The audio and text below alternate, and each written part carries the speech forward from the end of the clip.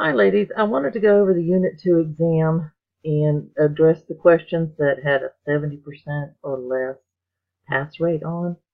And this can also help you understand how to work these questions when you are taking the CPC exam.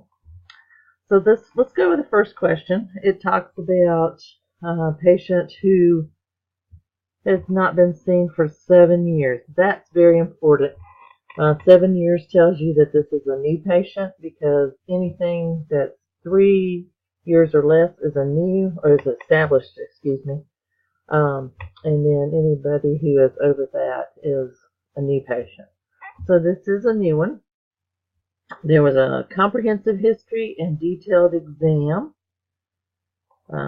Patient was diabetic, and they did some lab work, chest x-ray, and prescription for new meds. That right there is minimal information on the decision making. Pretty straightforward, so this would probably be a moderate on the decision making. So what you would do is you look at these, and first off you can tell the 0 tells you that this is a new patient. The 1 in the 4th position there tells you that that's an established patient. So automatically we can knock out 2 of these. Leaves 99203 and 99204. If you look in the what do you call this? The evaluation and management tables in your coding manual, look under new patient, and this would be outpatient, and plug in your information. So looking on that chart, we have new patient office visit. Under there you would have a comprehensive history. Comprehensive history falls under 99204. Detailed exam falls under 99203.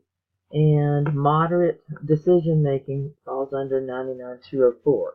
So 2 of the components is 99204, one of the components is 99203, and you have to have all 3 of those components for this. You cannot upcode, so since we have 1 in the 99203, that's as high a code as we can go with. You can always downcode, but you cannot upcode. So that would be your answer, 99203. The next question we're going to go over is number 2. So let me get that one pulled up for you. Number 2 is a patient who was admitted to observation. Reviewed test results, ultrasound was done, they diagnosed kidney stones, comprehensive history, comprehensive exam, and the patient was discharged. They just did a little bit, they did ultrasound and all, so you're going to look at a moderate decision making on this one. So we know that the codes for inpatient, observation, admission, and discharge in the same day. If you look in your chart again, the codes are 99234 to 236. So that right there narrows it down to these 2 codes here. So based upon the information you're given, you had a comprehensive history and exam. Both of those fall under 235 and 236. You could do either one. But it was a moderate decision making, and moderate decision making falls under 235. So this way we have all of them under 235. That gives it 99235. The next question we're going to look at is number 4. So let's get this one up. Number 4 has to do with care plan oversight. Excuse me, I'm a little croaky today. So this one's time-based, 45 minutes. Care plan oversight codes in your CPT coding manual tell you that they are 99374 to 99380. And since this one doesn't mention anything about being in a nursing home, a hospital, outpatient services, anything like that, then we know that it has to be home health care. So that tells you which part to go look at. Now they are time-based, so your supervision on that, and since this one is home health, it would be $99,374 or $99,375. 374 is for 15 to 29 minutes. 375 is 30 minutes or more. Since this was 45 minutes, that knocks it down to $99,375 to be your answer. Next one we're going to take a look at is number 5.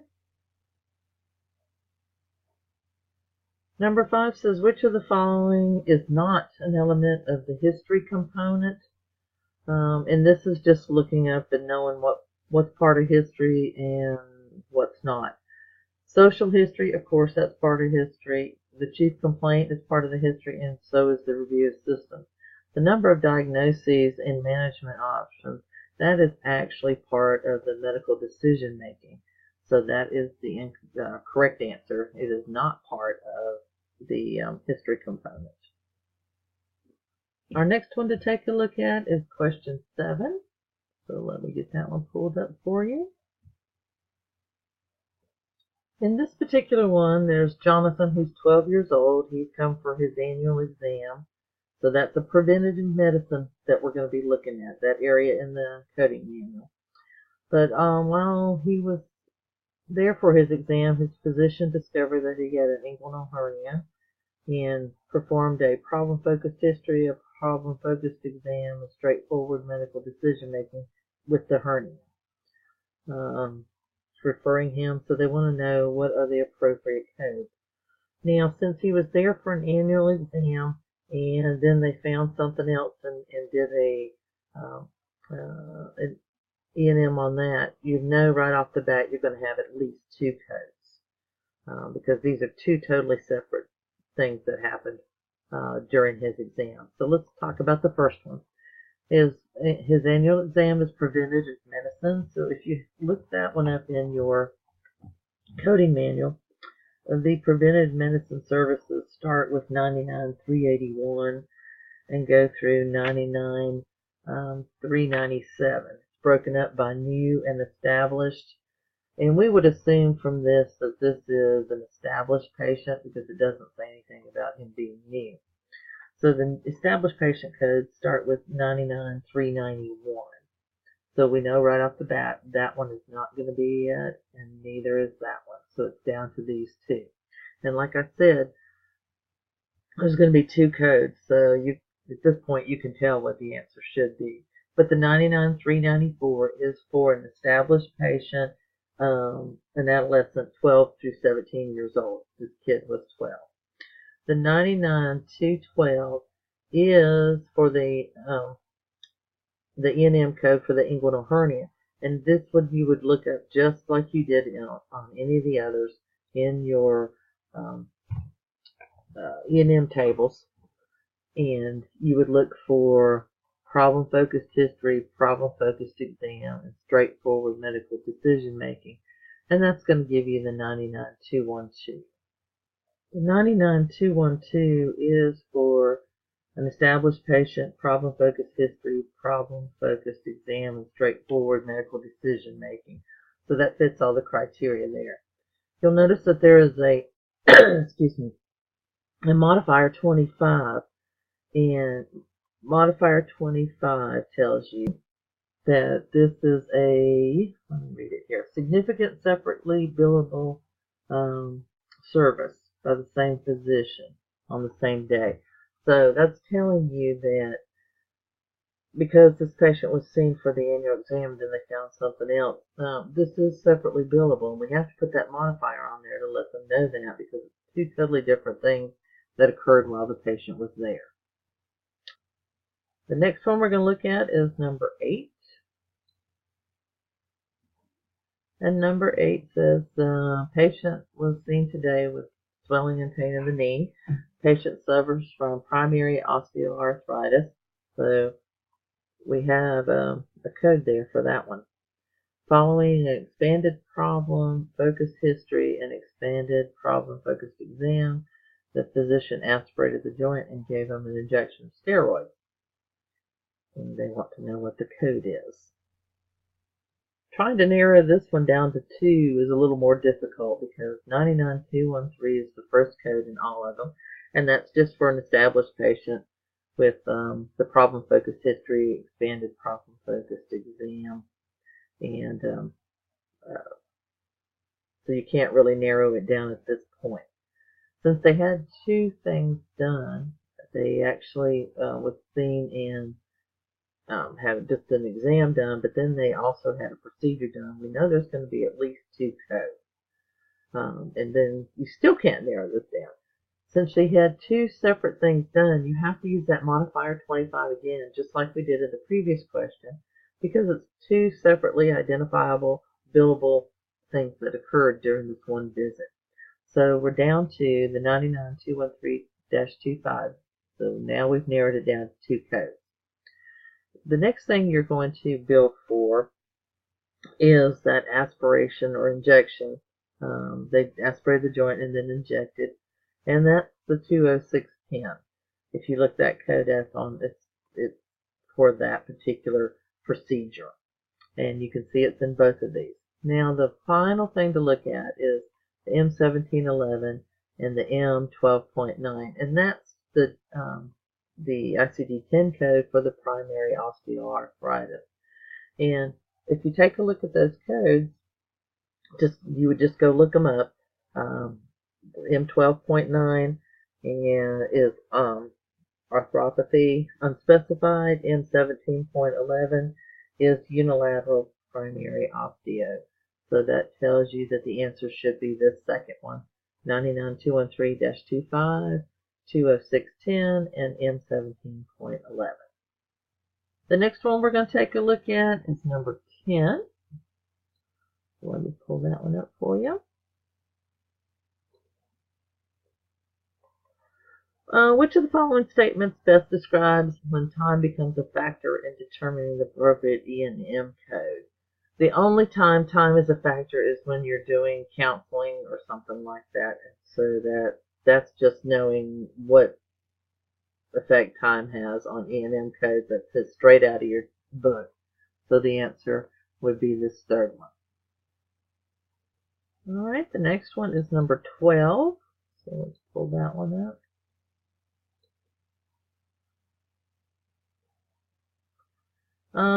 Peter Dixon has an esophageal stricture, so he's consented to a dilation under general anesthesia, and they want to know the anesthesia code. So just remember, when you're looking up anesthesia codes, that's what you have to start with in your CPT manual, is anesthesia, and then go from there. You can quickly look these up, and if you look at 00100, that's anesthesia on the head, so in particular salivary glands, so that's not correct, so we knock that one out. The 00500 is for anesthesia on the esophagus, so you know that you're going to have one of these. When you're dealing with anesthesia codes, in addition to the code for the anesthesia, you're going to have a physical status modifier. And those are your P1 through P6 codes. And there's nothing that says this patient had any underlying issues going on. So this one's going to be a straight P1, a normal, healthy patient. These codes are in your manual, your coding manual. In mine, it's on page 59, but your book may have a different page number. But if you go to the anesthesia section, right at the beginning, it's going to have the anesthesia modifiers. So your answer is going to be 00500 P1. The 99140 is just a code for an emergency situation, and this one was not an emergency, so we know that's not it. We know the P4 is not it because that is a patient with severe systemic disease. Doesn't mention any of that, but this one is your correct answer. All right, the next one we're going to look at is number 16. The patient's a weightlifter, currently training. He experienced pain in his left forearm. Hematoma occurred. He was diagnosed with a ruptured vein, and they used general anesthesia. And we want to know which of the following codes is appropriate. So again, you're going to go look this up under anesthesia, and then you're going to look for the left forearm, the vein in the left forearm. If you go straight to the anesthesia section and look these up, a 01840 is anesthesia on the arteries of the forearm, so we know it's not that one.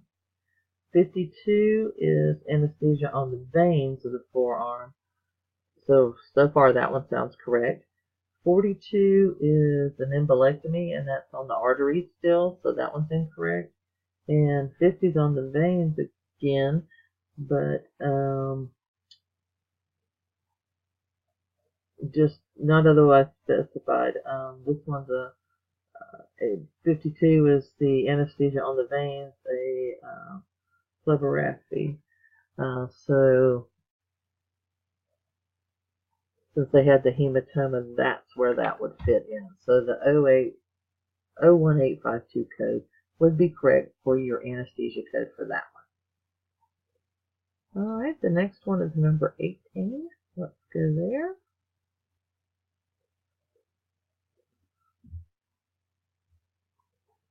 Number 18 says, which of the following type of anesthesia makes a large portion of the body numb? Moderate sedation is going to put you kind of out, but lightly. Local just does a certain area, so it's not a large portion. General anesthesia is going to put you completely under, so that leaves regional, and regional makes a large part of your body, whichever region we're looking at. Doing the procedure on that's the one that would be the correct answer. And let's see what the next one is. I believe it is number 24. So let's pull that one up.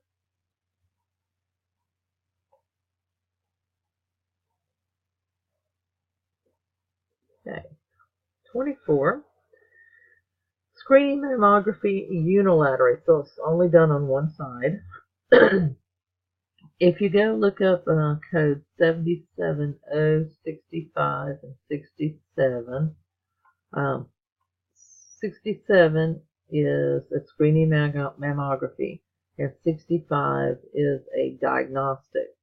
So we know right off the bat to eliminate this one. So it's going to be one of these three. Well, you never know. You know that you can never have something written on with a code when you do the filing.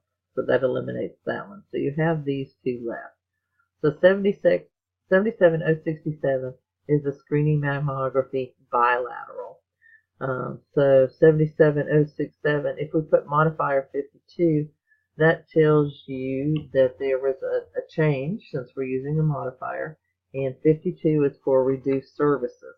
Since this was only done unilaterally instead of bilaterally, that's a reduced service, so your correct answer would be this one, 77067-52.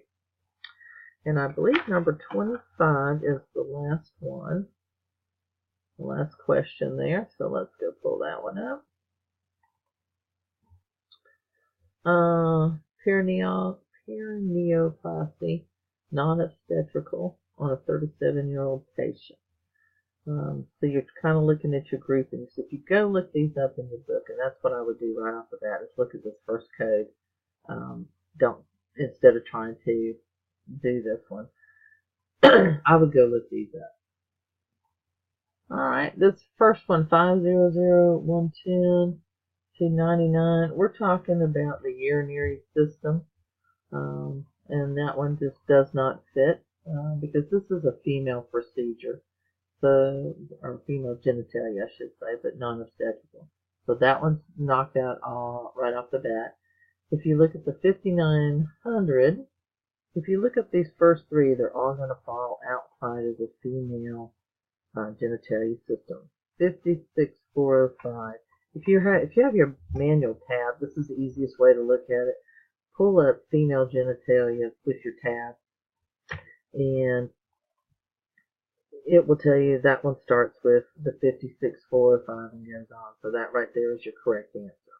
Speaking of which, if you have not tabbed your manuals, you need to do that before you go in for this test. It can be really difficult to try to do this. I do have a video on that. I'll see if I can find that, post it out there for you on how to tab your manuals so that you can look these up a lot quicker. Alright, that's the last of the ones on the test that everybody made. There was not a response rate of 70% or higher. If you have any questions on these, please let me know. I hope this helps in trying to figure out how to eliminate two of them, get it down to one or two that you can determine where to go from there and make it a lot faster for you. And just let me know if you have any questions. Thanks.